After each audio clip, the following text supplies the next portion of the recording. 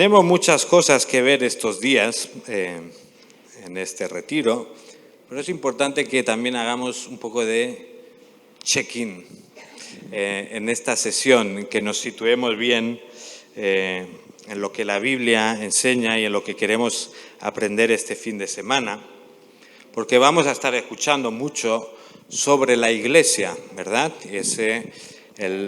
¿Os he dicho el lema del retiro? Es lo que tiene tener un pastor con la L, digamos. Comete errores de principiante. Tenemos un lema para este retiro que es apreciando el privilegio de ser iglesia. Apreciando el privilegio de ser iglesia. Entonces, todas las ponencias van a ir en la línea de entender y estudiar mejor qué es esto de la Iglesia, cómo la Escritura, cómo la Biblia nos habla de la Iglesia y qué implicaciones tiene eso para nuestra vida. Pero vamos a hablar tanto de la Iglesia que no queremos olvidarnos del más importante, ¿no? Estoy seguro que con Timoteo no nos vamos a olvidar de quién es el más importante, del Señor Jesús, ¿verdad? Pero vamos a hacer este check-in y vamos a situarnos. Queríamos tener esta noche un tiempo también más enfocado en la oración y vamos a recortar un poco, no os preocupéis, para acabar a tiempo, pero queremos empezar con unas palabras que el apóstol Pedro escribe sobre la Iglesia o escribe a los creyentes. Podéis ir buscando Primera de Pedro, capítulo 2, Primera de Pedro 2, versículos 9 al 10. Allí encontramos que Pedro está hablando con creyentes que están un poco esparcidos por toda la zona de Asia Menor, que son creyentes que están sufriendo persecución o dificultades relacionadas con la fe. Están siendo quizá maltratados, están siendo apartados de ciertos trabajos, están sufriendo por seguir a Jesús y a la vez están siendo tentados pues a dejar la fe, están siendo tentados a unirse a las tentaciones que este mundo ofrece, están tentados pues a mirar a otros sitios que no sean Jesús. Y en este capítulo 2, Pedro está animando a los creyentes que crezcan en la fe, que maduren, ¿no? Que tomen o que deseen esa leche espiritual, ¿verdad? Y les está diciendo, madurad, creced, y a pesar del contexto en el que vivís, de las dificultades, de las pruebas, de todo, madurad y creced. Primera de Pedro, capítulo 2, lo he dicho bien, ¿no? Primera de Pedro 2, versículos 9 y 10. Ahora los vamos a leer. Pero tenemos que pensar que Pedro está hablando pues a un grupo de creyentes que probablemente se sienten pequeños dentro de la cultura en la que están, se sienten impotentes, se sienten agobiados y ahogados por la presión cultural y están tentados a apartarse de la fe o están tentados a dejar al Señor. Y Pedro les está animando a crecer y madurar.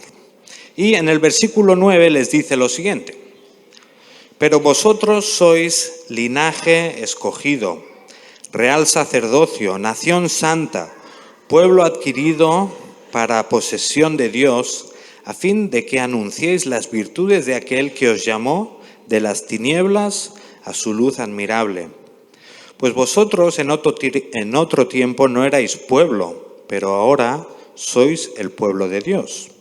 No habíais recibido misericordia, pero ahora habéis recibido misericordia. A estos creyentes que se podían sentir muy pequeños, impotentes, inútiles ante los problemas que les surgía en su entorno, Pedro les recuerda que no son un pueblo cualquiera. Pedro les recuerda que no son una asociación más de este mundo o un grupo de personas irrelevante, sino que pertenecen a un pueblo especial, un pueblo que es el pueblo de Dios, un pueblo que es la Iglesia de Jesús. Y ved los términos tan preciosos que usa Pedro, ¿no? Dice linaje escogido, les llama real sacerdocio, les llama nación santa. ¿Cómo te sientes cuando te dicen eso? Bueno, no me engañes, no gran cosa seguramente porque no eres judío de ese real sacerdocio.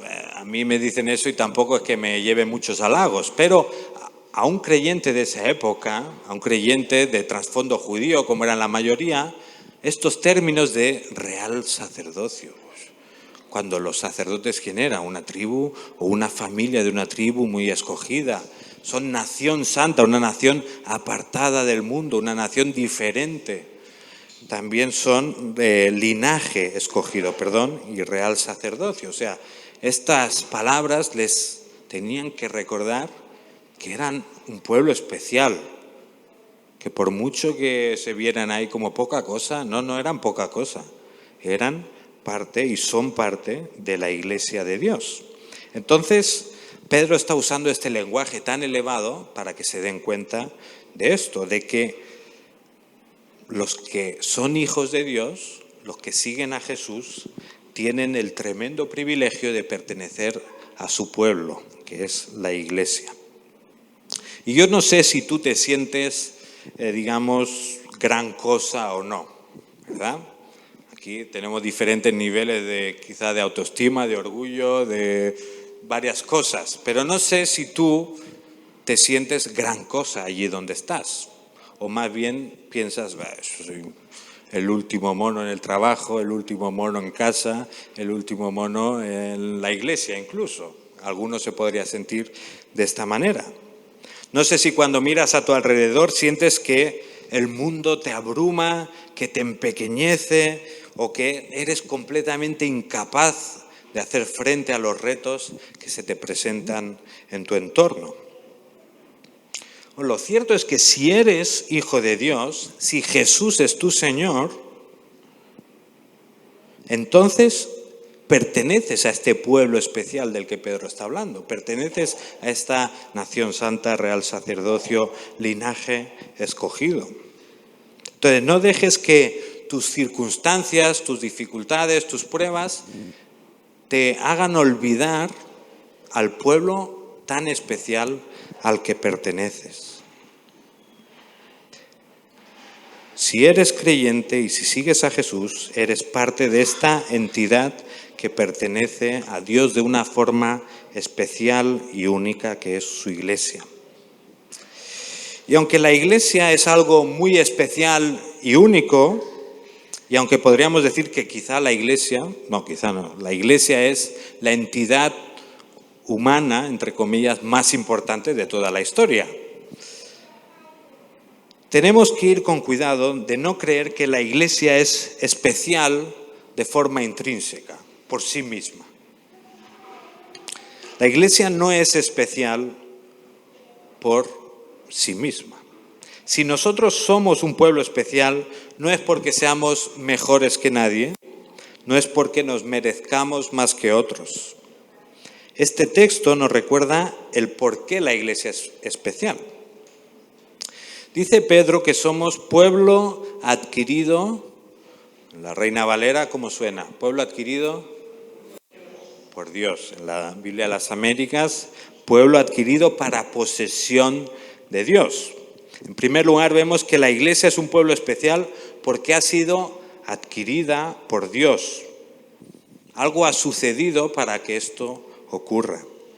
Después sigue diciendo que hemos sido adquiridos, dice, a fin de que anunciéis las virtudes de aquel que os llamó de las tinieblas a su luz admirable. Nos podríamos meter horas y horas en hablar de la misión de la Iglesia y esta misión que tenemos de anunciar las virtudes de aquel. Pero ahora nos vamos a centrar más bien en el que os llamó de las tinieblas a su luz admirable. Somos un pueblo adquirido, somos un pueblo que hemos sido llamados, estábamos en las tinieblas y hemos sido llamados a esa luz admirable. Y si creemos lo que la Biblia dice sobre cada uno de nosotros, entonces tenemos que estar de acuerdo en que todos los que estamos aquí somos completamente inmerecedores de formar parte del pueblo de Dios. Amén. No digo nunca eso, pero... No, si estamos de acuerdo con lo que la Biblia enseña sobre el ser humano, si estamos de acuerdo en lo que la Biblia nos dice sobre nosotros mismos, tenemos que llegar a la conclusión de que ninguno de los que estamos aquí merecemos ser llamados ni linaje escogido, ni real sacerdocio, ni nación santa. No merecemos ser pueblo de Dios. Si estamos de acuerdo con la Biblia, tenemos que decir que lo único que merecemos todos los que estamos aquí esta noche es arder en un fuego eterno. Eso es lo que nuestro pecado y rebeldía contra Dios nos hacen merecer. Sin embargo, a pesar de esta condición tan lamentable en la que nacemos todos, a pesar de ser totalmente inmerecedores de la bondad de Dios, este texto nos recuerda que hemos sido llamados de las tinieblas a su luz admirable. No porque lo merezcamos, no porque seamos mejores, sino porque Dios ha querido, porque Dios ha sido bueno y misericordioso con nosotros. El versículo 10 lo repite: pues vosotros en otro tiempo no erais pueblo, pero ahora sois el pueblo de Dios. No habíais recibido misericordia, pero ahora habéis recibido misericordia. Está claro, no éramos pueblo, ¿no? ¿Y cómo íbamos a ser pueblo cada uno de nosotros? Si por naturaleza hemos sido rebeldes, egoístas, nos hemos dado la espalda a Dios, por naturaleza miramos por nosotros mismos, no nos importa lo que a los demás les pase. Si por naturaleza tenemos en cuenta todas estas cosas y luego pensamos en Dios, en su santidad, en su pureza, en cómo es Dios, tan bueno, tan perfecto, y nos vinamos a nosotros y digo, ¿cómo vamos a ser pueblo de Dios? No tiene sentido, ¿no?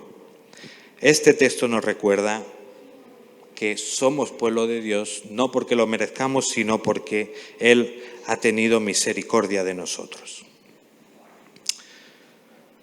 ¿Os imagináis que yo os digo que pertenezco a la Asociación de Culturistas de Vilanova y la Geltrú? No de los que tienen mucha cultura, de los que tienen mucho músculo.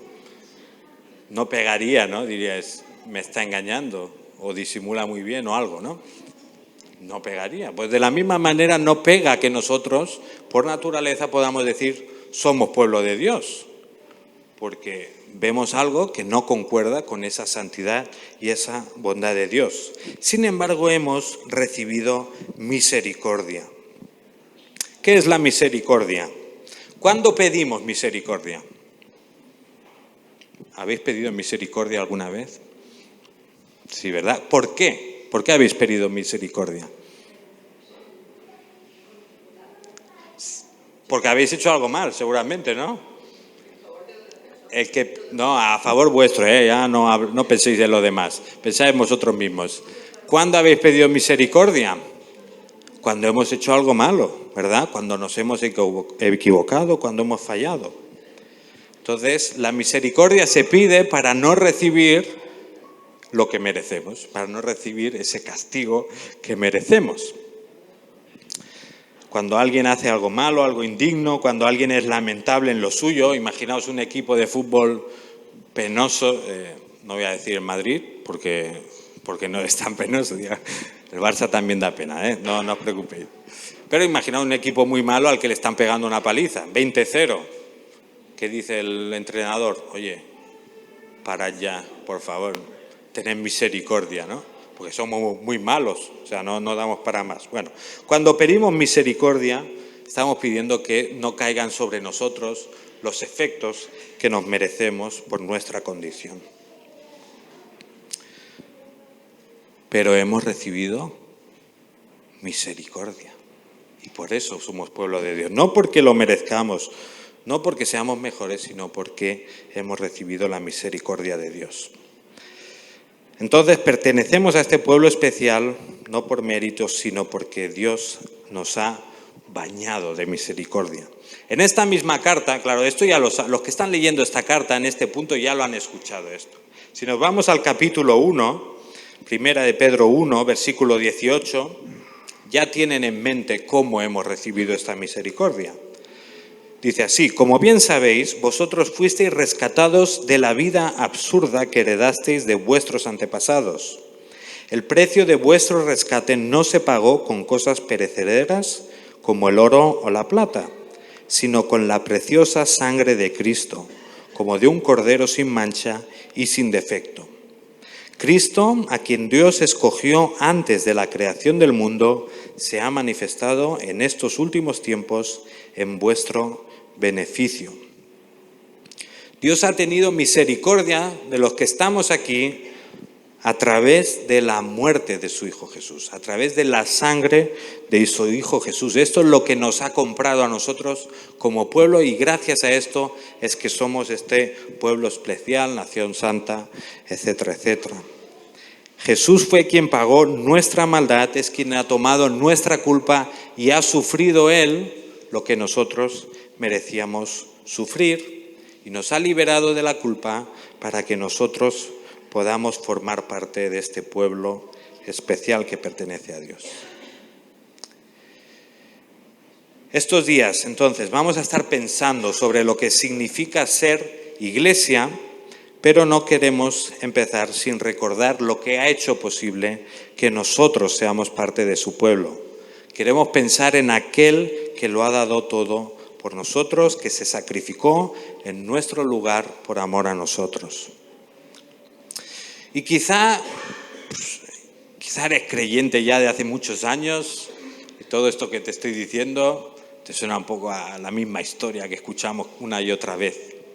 Y podría ser. Quizá crees incluso, yo ya sé todo lo que necesito saber de Dios, ya no me hace falta nada más, ya he llegado a este nivel, ya me puedo relajar y desconectar un poco la almendra. Te animo a que, maravillado por el precio pagado por tu vida, desees conocer mejor a Dios y entender mejor cómo es tu unión con Dios, cómo es tu unión con el resto de hermanos, no solo de aquí Vilanova, sino de todo el mundo y de toda la historia, y qué implica que formes parte de la Iglesia de Dios y de este pueblo especial. Quizá estás frío. Quizá llevas un tiempo apartado, quizá ves que te has alejado de Dios y realmente ahora no sabes si eres parte del pueblo o no eres parte del pueblo. Si quizá piensas incluso que puedes vivir al margen de la iglesia, puedo estar bien con Dios, pero no hace falta que esté bien con la iglesia. Bueno, si es así, si piensas de esta manera, espero que puedas darte cuenta en estos días de que si eres hijo de Dios, si realmente lo eres, estás llamado a vivir esta realidad de ser iglesia. Si por otro lado crees que esto de Jesús, de la iglesia, la fe, la Biblia son cuestiones irrelevantes, que no van mucho contigo, te animo a que pienses un poco más en ello. He hecho el cálculo. ¿Sabéis la media de vida en España? La esperanza de vida media que tenemos en España. Uy, lo tienes bien controlado, ¿eh? No sé si te interesa por algo, pero más ahí estamos. Creo que 82 las mujeres y 70 y algo largos los hombres, pero bueno, sobre 80 años, ¿vale? Más o menos, sobre 80 años. ¿Sabes cuántos días son 80 años? A ver, los matemáticos. ¿No hay nadie aquí con estudios? No, ya no hace falta estudios, tenemos móviles. Yo he hecho el cálculo. Son más o menos 29.200 días. Casi 30.000 días, 80 años. Son muchos días, ¿no? La Biblia dice, son muchos días y pesados, ¿no? ¿Crees que vale la pena, de estos casi 30.000 días que vas a vivir en tu vida, dedicar dos al menos, a pensar y a reflexionar si esta historia de que un hombre llamado Jesús murió en una cruz y resucitó, y ha cambiado la vida de millones y millones de personas a lo largo de la historia, ¿vale la pena pensar en ella 2 días al menos, de estos 30.000 que vas a tener? Espero que sí. Te animo a que, aunque esto de la fe te parezca algo absurdo, algo que no concuerda con tu vida, te animo a que dediques 2 días de tu vida a comprobar o a investigar y pensar si esta historia de Jesús es verdadera. Oremos entonces para que Dios nos ayude este fin de semana a que juntos podamos entender mejor qué implica para nosotros el formar parte de este pueblo especial que Dios ha formado y que salgamos de aquí apreciando el privilegio de ser iglesia. Entonces vamos a responder ahora al Señor en oración. Entonces os pido que libremente ahora podamos tener oraciones, pueden ser más bien cortas, pero respondiendo al Señor sobre esta cuestión, también poniendo en sus manos el retiro. Así que libremente, por favor, podemos orar.